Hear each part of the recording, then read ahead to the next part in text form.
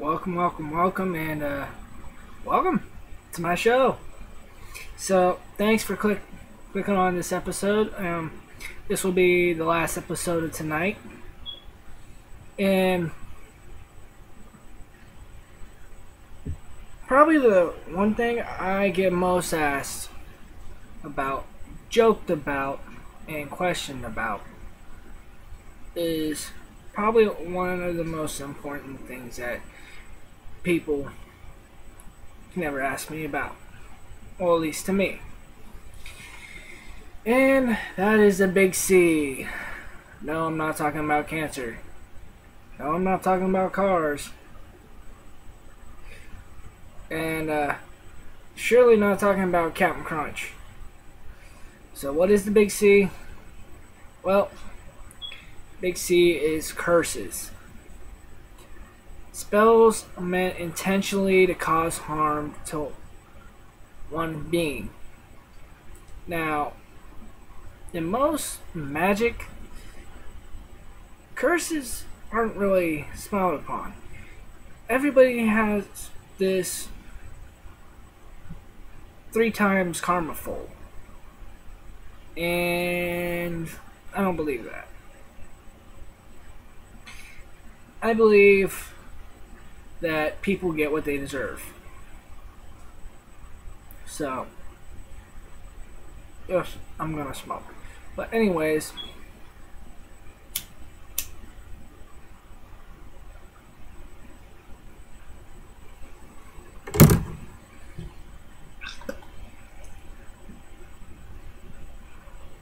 as I was saying, some people believe that whatever you dish out comes back to you 3 times full.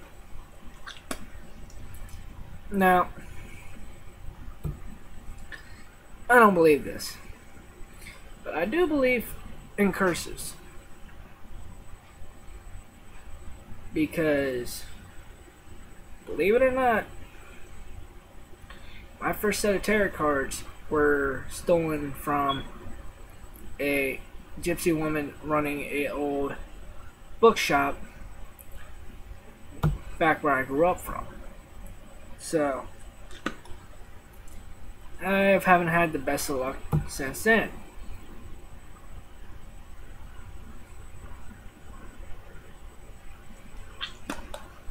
Not the smartest idea. So, to me, are curses real? Yeah. How do you know if you've been cursed? There's a few ways to tell. Well, to me, there's a few ways to tell. One, when things start getting strange. Okay? When you have blackbirds sitting outside your house for no apparent reason, it might be cursed. Okay. Another one is sleeplessness. And no, I'm not talking about insomnia or, stress. What I'm talking about is waking up from a dead sleep and just having the feeling that you're not alone. So, that's number 2. Number 3, eggshells outside your house. This is one of the first curses I learned.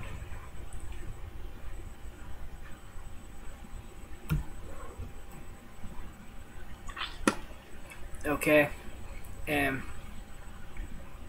if you find eggshells out in front of your house, 1, make sure your house just hasn't been egged. 2, they have to be chicken eggshells. Okay, 3, don't move them yet. Okay, now there are several different ways to avoid being cursed. The biggest one, don't be a jackass. Okay?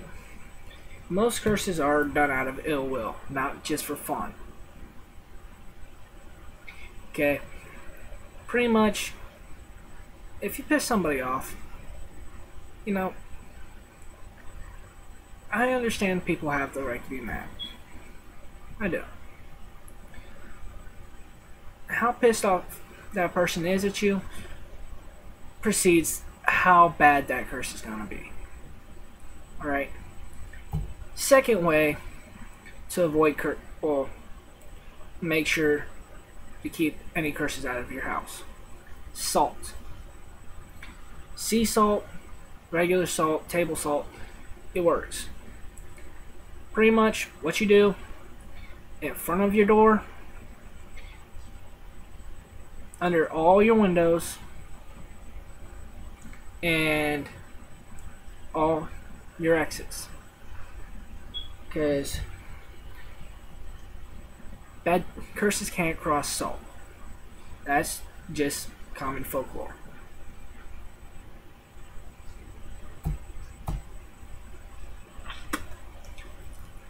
Alright, number 3. Red brick dust. Yes, red brick dust. So if you have to, take a brick out back on the concrete, take a hammer to it, smash it into little tiny pieces till it's all nothing but dust. Then sweep it up, pour it in a jar. Because that is the same, pretty much the same thing. Well, works the same way as salt. No ill-intentioned spirit can cross red brick dust. Okay. Number 4. This one I have handy. Inside here, I have 2 well-preserved rabbit's feet. Those ones were cut from a baby rabbit. No, I did not kill it. It was dying. I found it when it got ran over by a lawnmower. So, the only thing I could do is put it out of its misery and harvest its feet. And there are many other ways, charms, you know. The great voodoo way is to get a dried toad and nail it above your door. But not many people like the sight of a dried toad hanging above the door. Me, my dried toad is currently out. You know, I gotta get more. Sometime this summer I'm gonna have to walk along the streets and find some toads crushed upon the road and, you know, take them home, grind them up, and stick them in a jar for usage.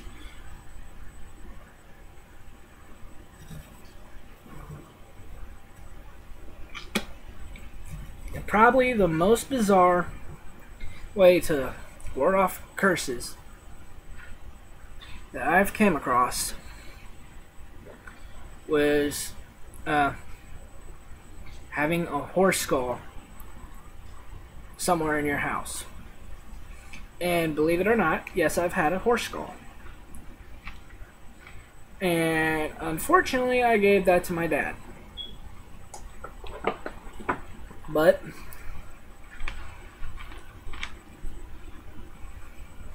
my dad needs protection too. So, if you can get your hands on a horse skull, more power to you. I mean, I really liked it, but what can I do? So, those are the main ways I know how to get ward off curses. And many cultures, there's different ways to ward off curses, like the evil eye, which some people believe that takes years off your life.